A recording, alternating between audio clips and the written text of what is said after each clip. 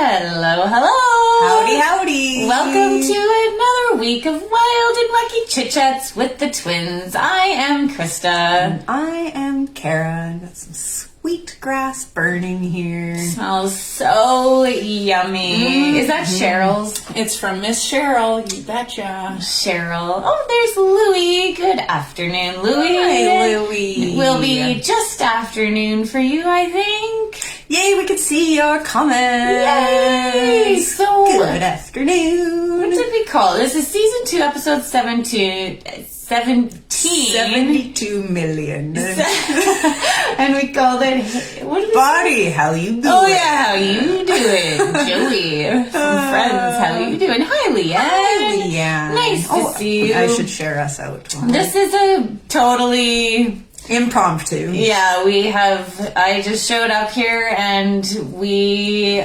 basically have had bodies on the mind. There's our mom. Hi, my wacky girls. Hi, Mom. Nice to see you. You must Or have Dad. Or Dad. You must have got home fast. Yes. Thinking. Anyway, so Kara and I, in our little private group, La Resistance, which you're all invited to if you're not already there. It's free. We've just been talking about bodies and all the healing that our bodies do and all the pain that we decide that we must hang on to so that we can fit into this society, because if we didn't have pain, life would be too easy. And it's very, very interesting. And I have been very aware of the pains that I perceive, not my pain, which Kara's always very good at reminding. It's not my pain. So anywhere that you're calling the pain you experience in your body my pain, would you go ahead and change those words? Stop it. Don't do that. Don't do that. It's not your pain. As we've learned in Access Consciousness, 99.999999999% of our thoughts, feelings, and emotions don't belong to us. Like, I am really starting to see how powerful we are as human beings. Like, so powerful, and a lot of times not for the greater, for us and our bodies. And so I've had a lot of awareness come up with where I've been functioning from. And as simple as when I wake up in the morning and I go and I start to get ready for the day and I look at myself, and I'm thinking there might be a few of you out there that might relate, is that instant, automatic carving yourself. Oh my God, I look like shit today. Oh, look at the bags under my eyes. Oh my gosh, look at all the gray hair, and my hair looks terrible, and I just feel bloated, and I'm sluggish, and I got too many zits. How do I still have zits when I'm 40 years old? You know, like all these things that are like conclusion about our bodies. And like, so we all, hello there, Kelly. Hi, Kelly. This is a kind of a funny conversation if you've never heard this before. And actually, Mom, you and I were talking about this the other day. Like, how I said, isn't it weird that we're not taught to ask our bodies, like, hey body, what do you want to wear? Hey body, what do you want to eat? Hey body, how do you want to move? How do you want to exercise? How do you want to be? Like, where do you want to go? Like, all, like, including our body in everything in life. And Mom, you were just kind of like, well, you know, like, that's kind of weird. And I was like, but isn't that weird that is weird? That we just take everybody else's word on what we should do with our bodies. They say this is what you should eat. Yeah. And this is what you should do. Yeah, you must get this much exercise. You must get this much water. You must eat these certain diets and you must take these supplements and you must do this and you must do that. And it's like, your body all the while is like, hey, ever think of asking me? you could just ask me, since I'm the one whose body you're shoving everything in and fitting into these things that actually don't make me feel good, which ends up making you carve me and be mean to me and be a total jerk. Like, how weird is that? Truly. And same with the pains in our body. We just decide, this pain is mine. This pain belongs to me. And it's just really cool, like, playing with, like, okay, we are physical. We came to this earth embodied in each of our specific bodies that we chose. We are infinite beings, and we are much greater than our bodies, and we are within our bodies. And what does Dave have to say? Hi, I'm Dave. I have just as nice a hair as you do. You absolutely do, Dave. Yes, you have a luxurious head of hair, and I hope that you tell your body every day how fabulous your hair is. I bet you do. So yeah, it's a practice, but what I have noticed is the more you include your body, the easier life becomes. The better you feel in your body, the more you, like, my body has been trying to get my attention, and I know Kara's too, in such different ways, but like, I'll just be like in my automatic pilot, all like, you know, mundane tasks and everything, and I'll be like, get this sense that something's trying to get my attention. And every time it has been my body. It's like, oh, hey! Yeah, and it's like this little puppy dog. You know how, like, or not even a puppy dog, all dogs, like, they just, like, love your attention and love, like, when you notice them and look at them and pet them, and, you know, like, they just drool and they're just, like, roll on their back. Have you been drooling lately? No, that I haven't. But I do notice that as soon as I acknowledge my body, everything relaxes. Space. It's like ease and space. Yeah. I noticed. What is Leanne saying? My body told me to have coffee this morning and to sleep today. I listened and didn't get sick from the coffee and don't feel the stiffness that I would if I did it when my body doesn't want me to. So cool. That's awesome. And Kelly has a story, but it's too long to tell on here. Well, I can't wait to hear it. We should request you in. Do you see a button do you want to request in and tell your story? Not to put you on the spot. That is seriously so cool. And yeah, those are the sorts of things that you really do start to notice when you're communicating with your body. So it's just like a practice, like, and what we perceive as being right or wrong for our body, once you start to play with it, it's not what you think. I'll tell you in a second. Let's see what. It's funny because I can get my body to do anything except do what's right for it, which is exercise. I know I like to exercise. However, I cannot find the motivation to do so. I have something to say to that, Mr. Dave Scott. Dave Scott. Anyways, I have always exercised for years, and I realized, when you kind of went through this too, that it just didn't feel fun because it was this routine thing that you had to do every day. If you didn't do it, oh my God, total jerk to myself, like criticizing myself, and now everything's gonna fall apart. And so every day I did it, I found that, like, my body was starting to hurt more, and I dreaded it, and it felt really heavy in my world. Mm-hmm. Me so too. I quit, like, quite a few months ago. I just quit routine exercising. I quit about 10 years ago. Yeah. But the thing is, it's like, ask your body how it wants to move. Like, what kind of exercise do you require? And like for me, a lot of the time it's dancing. Dancing around the house, Yeah, going getting out in for a nature. walk, things like that. But that constant pressure on the body, like I used to jog and it would just, like I loved it, but at the same time, like it just killed my body. I'm like, something isn't adding up here. Like something is amiss. Why don't we ask our bodies what they require? Because all of life comes to us with ease and joy and glory. If you truly communicate with your body, everything shifts and changes and just becomes so much easier. And this is kind of funny because your body actually will also listen to you. So like one of the tools you can use that we learned in Right Body for You, this book by Gary Douglas, who's and Danielle Carter.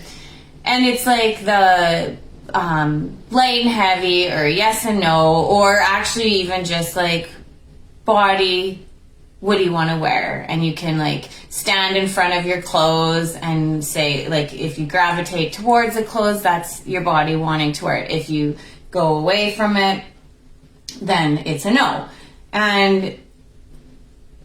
But your body also will just like, it doesn't really have a point of view. So it knows when you're like, don't want that. So it'll still say, it'll just still kind of do what you want, like this abiding little puppy. Mom, that came from me into not into exercise. And how much were you listening to your body? Exactly. Don't want to exercise? No problem. So I'm like this little evening snacker, kind of always really liked evening snacking, and it's something, oh my god, I've actually forgot about how many years I made myself so wrong for it, and like it was such a problem. And now I've been really like asking body, what do you want to eat? And in the evening it's like, I so desperately hope my body will say I can eat like all these chips and chocolate bars and all that. And so it does. And not that any of it's wrong, and not that my body doesn't want it or anything. But at the same time, it's like, well, body, what do you want to look like? What do you want to feel like? And so I've been like extra snacky in like, I'd say the last month or two. And me and the kids have been eating a lot of junk food in the evening. Lee and I eat at least a big chocolate bar every single night. And you know what? My body is happy. I'm happy. And I think a lot of it's if you're eating something and you're thinking, oh my god, I can't believe I'm doing this. Oh my god. And just making yourself guilt wrong. And wrongness. Then our bodies are spying on all of our thoughts. They're conscious. They're aware of everything we're thinking, feeling, all of that. And so if you're eating something and you're thinking, oh my gosh, this is so bad, it's so wrong, then it is going to affect you. Mm-hmm. But if you're like, oh my god, this is the best chocolate bar ever and I'm so friggin' happy and yay, yay, yay, then I don't know, but... And then there's the balance, because that's where I was getting with my story, is like I almost started abusing it a little bit. Like I knew at the back of my mind, like that I was unconsciously eating, because after a while, like I was just like, it was like almost like quickly just trying to shovel it in before. Yeah, it's a little different. Before, you know, like before my body could object or to sigh it. Or whatever. Yeah, and like when your body is just like not happy with you, but it loves you and it's going to do whatever you want. But one of the things I was noticing is I was like, I'm getting like a little bit bloated feeling here, and you know, like I'm not actually quite happy how I feel right now.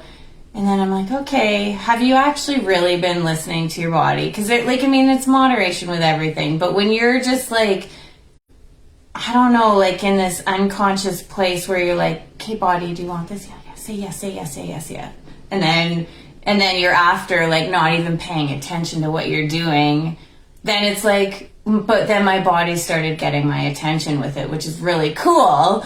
It's like, do you really want that? Like, do you really need this? And Like, even the other night at work, I was like, got to work, and I was like, I never have a coffee at this time of day. Body, do you want a coffee? And I kind of like started to perceive that it was like, no, but I don't really care either way. Do whatever you want. And I'm like, overriding, having a coffee. I'm at work and I'm working nights.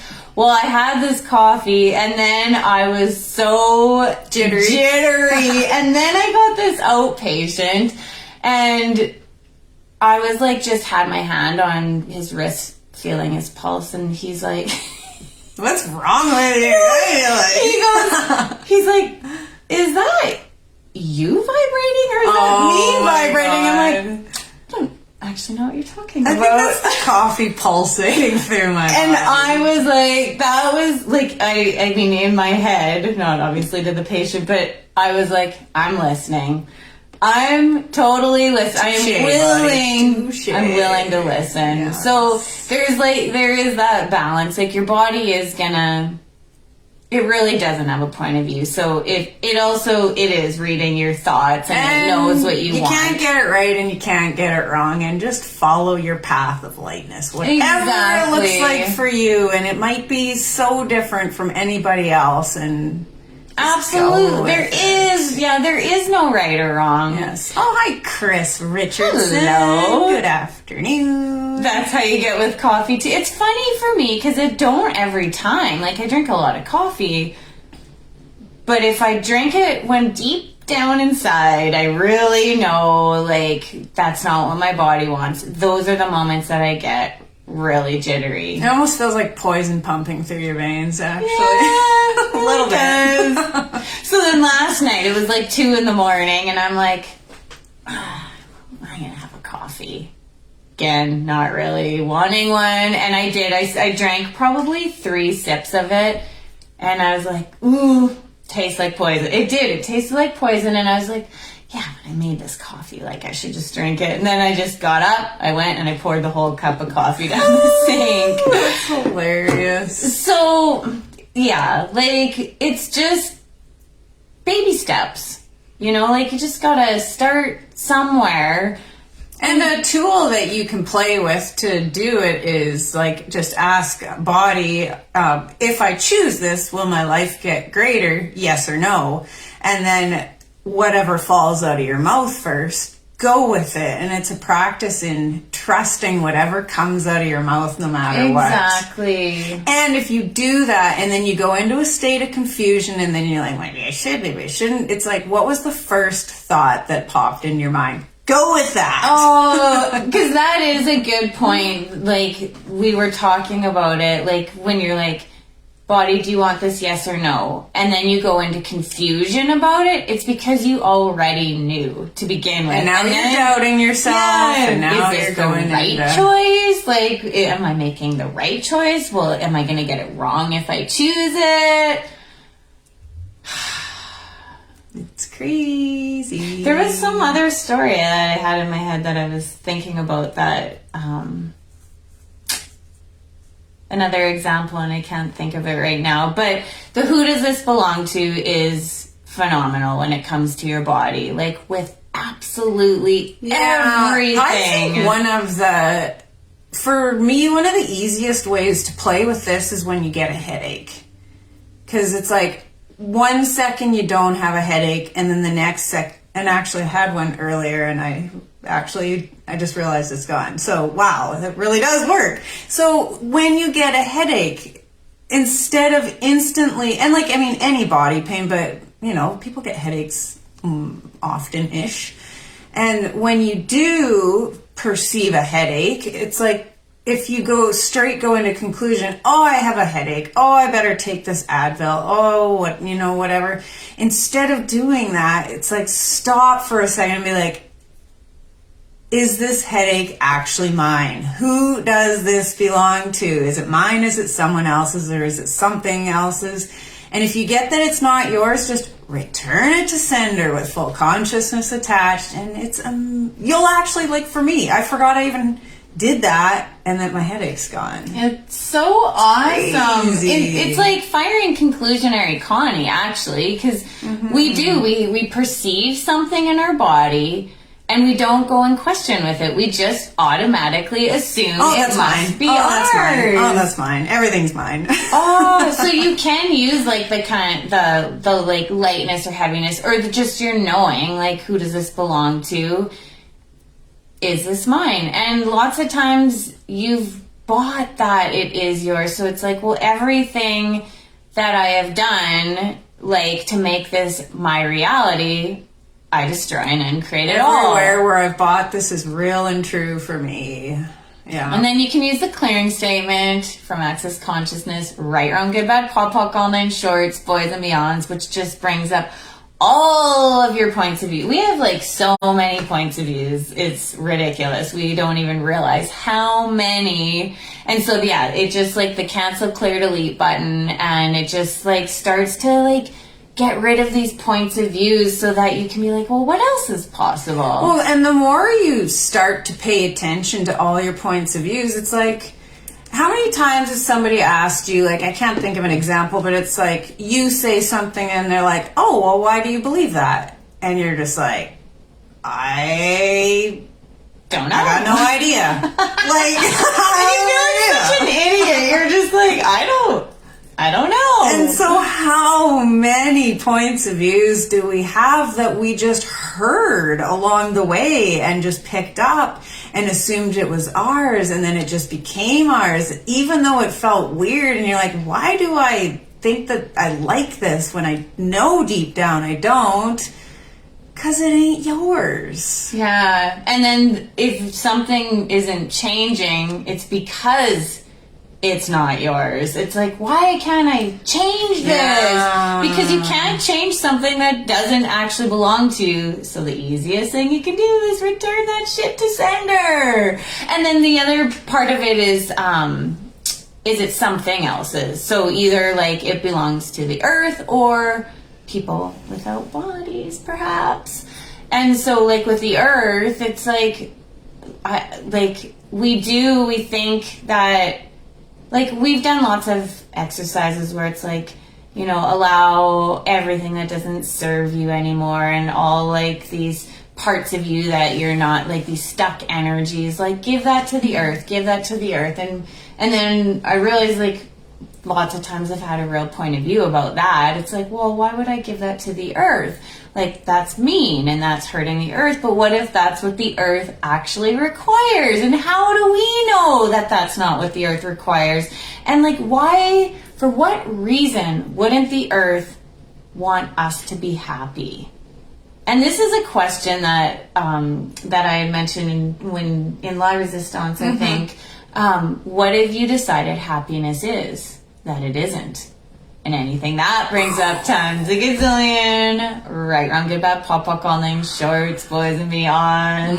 So you can look up theclearingstatement.com for that weird sounding thing. You don't need to understand it to know what it means. It works anyways, but if you're wanting more, you can check that out. But yeah, what have you decided happiness is that it isn't?